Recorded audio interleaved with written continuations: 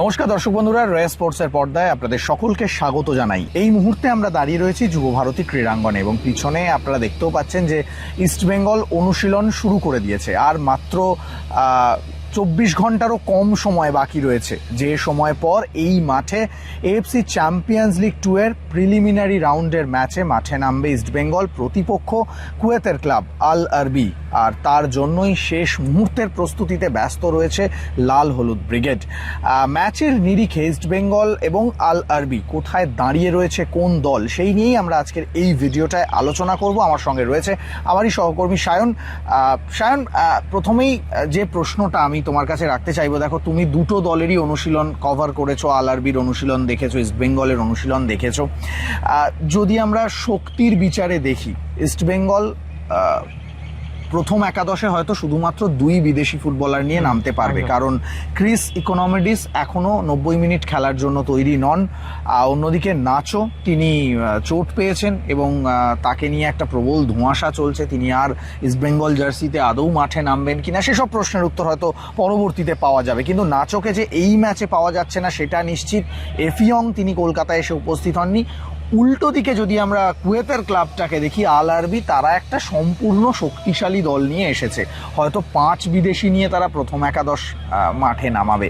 তো এই যে দুটো দলের মধ্যেই একটা আকাশ পাতাল পার্থক্য, এটা কালকে মাঠে কতটা প্রভাব ফেলবে বলে মনে হচ্ছে? দেখো, প্রথমেই বলে রাখতে হবে যে ইস্টবেঙ্গল যে ফেসটা দিয়ে যাচ্ছে, বিশেষ করে একজন ফুটবলার চোটের কারণে খেলছে না, আলাদা ব্যাপার। আর একজন ফুটবলার চোট নিয়ে এসছে, সেই কারণে খেলছে না, একটা আলাদা ব্যাপার। একটা মেন্টাল প্রেশার বা একটা মানসিক দিক থেকে কিছুটা হলেও ইস্টবেঙ্গলের কিন্তু এই মুহূর্তে দাঁড়িয়ে বলা যেতেই পারে নড়বড়ে অবস্থায় আছে মেন্টালের দিক থেকে। কিন্তু যেমন আমরা সবাই জানি, ইস্টবেঙ্গলের নতুন কোচ আন্তোনিও লোপেজ হাভাস, তিনি কি করতে পারেন না পারেন সেটা আমরা মোটামুটি যারা আইএসএল দেখছি একদম প্রথম দিন থেকে, তারা মোটামুটি সবাই জানে।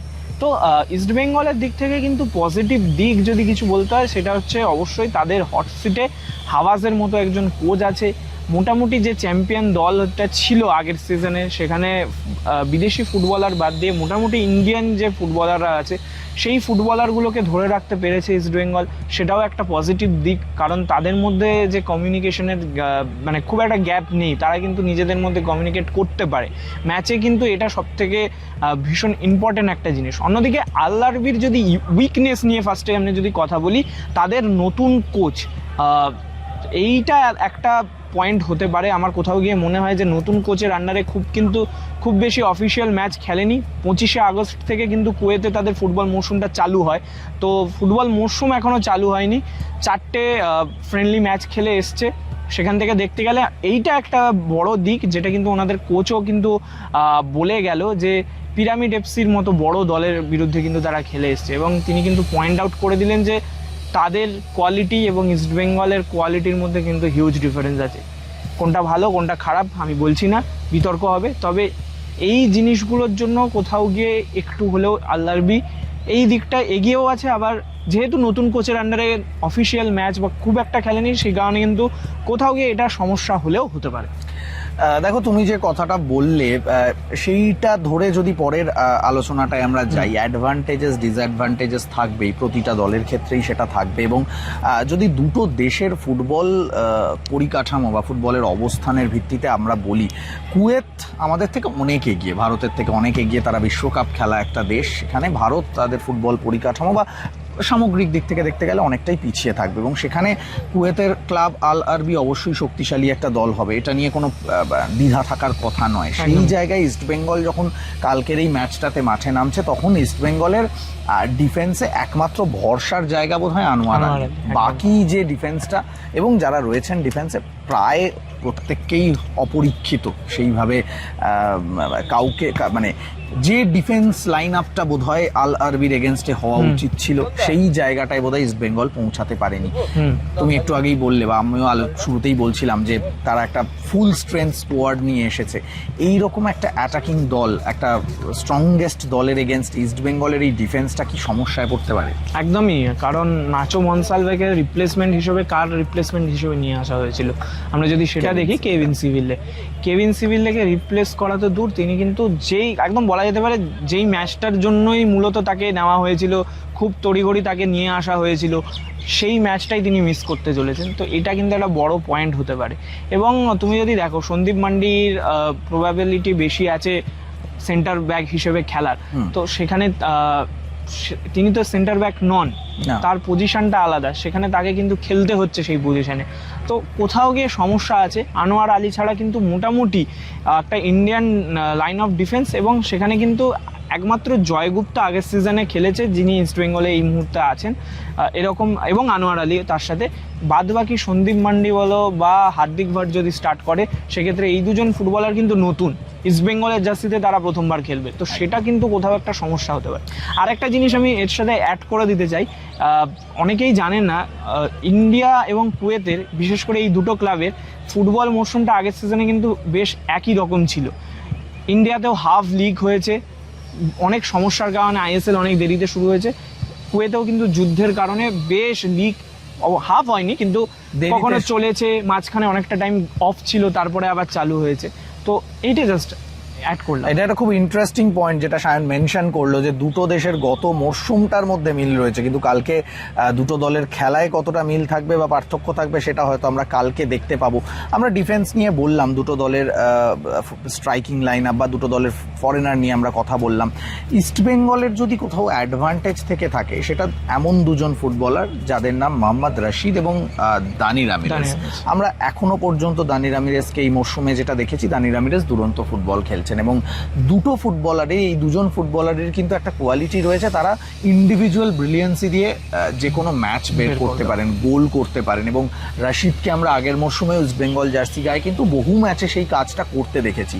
আর শুরুতেই তুমি কোচের নাম আন্তোনিও লোবেজ হাবাসের কথা উল্লেখ করলে, হাবাস এমন একজন কোচ, তিনি কিন্তু ট্যাকটিক্যালি সাউন্ড। তিনি যদি গোল তুলে নিতে পারেন, তারপর পার্ক দা বাস স্ট্র্যাটেজিতে গিয়ে যদি এই দলকে আটকে দিতে পারে, তাহলে কিন্তু ইস্ট বেঙ্গল এসিএল 2 মূল পর্বে খেলার স্বপ্ন দেখতে পারে। কোথাও কি তাহলে কালকে ইস্ট বেঙ্গলের মূল ভরসার জায়গা হয়ে উঠতে পারেন মোহাম্মদ রশিদ এবং দানি রামিরেজ? মোহাম্মদ রশিদ, দানি রামিরেজের সাথে আরেকটা নাম, সেটা হচ্ছে আন্তোনিও লোপেজ হাবাস। এই তিনজন যদি ইস্ট বেঙ্গল জেতে, এই তিনজনের জন্য জিতবে। আজকে সাংবাদিক সম্মেলনে হাবাস বলেও গেলেন যে টেকনিক্যালি বা ট্যাকটিক্যালি ব্রিলিয়েন্সকে যদি কাজে লাগাতে পারা যায়, তাহলেই কিন্তু এই ম্যাচ বেরাবে। কারণ প্রি সিজন সেইভাবে হয়নি, ডুরান্ট স্টার্ট হয়ে গেছে। তো এই কারণে এই ম্যাচে যেই দুজন ফুটবলারের ওপর হাবাস কেন পুরো ইস্ট বেঙ্গলের সমর্থকরাও ভরসা রাখবে, সেটা হচ্ছে মোহাম্মদ রশিদ এবং দানি রামিরেজ। দানি রামিরেজ কী খেলেছে, আগের সিজনে কী খেলেছে, সেসব নিয়ে আর বলার প্রয়োজন নেই। তিনি এই ম্যাচে কী খেলবে সেটা খুব গুরুত্বপূর্ণ হবে। তার ইস্ট বেঙ্গল জার্সিতে বলা যেতে পারে ক্যারিয়ারটা কেমন হতে চলেছে, এই ম্যাচটার ওপরেই কিন্তু নির্ভর করবে। ইন্ডিভিজুয়াল ব্রিলিয়ান্স এবং কাউন্টার অ্যাটাক, কারণ বিপক্ষ দল তারা কিন্তু 3 ডিফেন্সে খেলছে, 3-5-2 সম্ভবত এই রকম একটা ফরমেশনে খেলবে। তো সেই কারণে কিন্তু কাউন্টার অ্যাটাক সেটাতেই নির্ভর করতে হবে। হাই প্রেসিং অপোনেন্ট যখন খেলবে, কাউন্টার অ্যাটাকের সুযোগ হবে, খুব বেশি সুযোগ পাবে না। যেই সুযোগগুলো পাবে সেই সুযোগগুলোকে কাজে লাগাতে পারলে এবং সেইগুলোকে যদি গোলে কনভার্ট করতে পারে, হাবাস তারপর ডিফেন্স করে কিভাবে ম্যাচ বের করতে হয় সেটা হাবাসের থেকে ভালো ভারতবর্ষে আর কেউ জানে না। কালকের ম্যাচটা কিন্তু ইস্ট বেঙ্গল ফুটবলারদের কাছে অবশ্যই নায়ক হয়ে ওঠার ম্যাচ, কারণ এই ধরনের ম্যাচগুলোই কিন্তু ফুটবলাররা টার্গেট করেন সমর্থকদের কাছে নায়ক হয়ে ওঠার জন্য, ইস্ট বেঙ্গল দলের কাছে, কোচের কাছে নায়ক হয়ে ওঠার জন্য। তবে সায়ন যে কথাটা মেনশন করলে যে 3-5-2-তে খেলবে আল আরবি, যদি এই ফরমেশনে খেলে তাহলে একটা হাই প্রেসিং ম্যাচ, একটা অতি আক্রমণাত্মক স্ট্র্যাটেজি আমরা হয়তো দেখতে চলেছি।